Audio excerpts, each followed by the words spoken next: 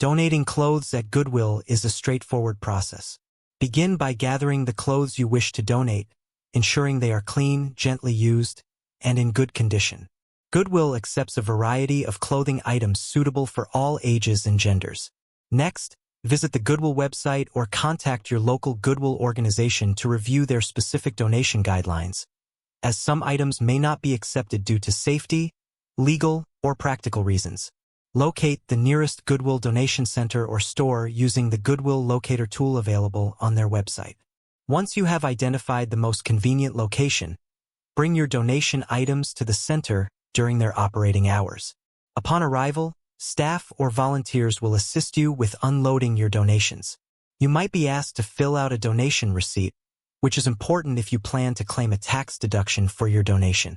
Goodwill usually provides receipts that list the items you donated, so keep this receipt for your records.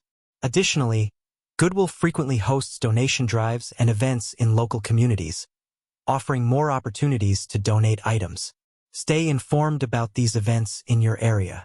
In some regions, Goodwill may also offer pickup services for larger items such as furniture. Check with your local Goodwill organization to see if this service is available and to schedule a pickup if necessary.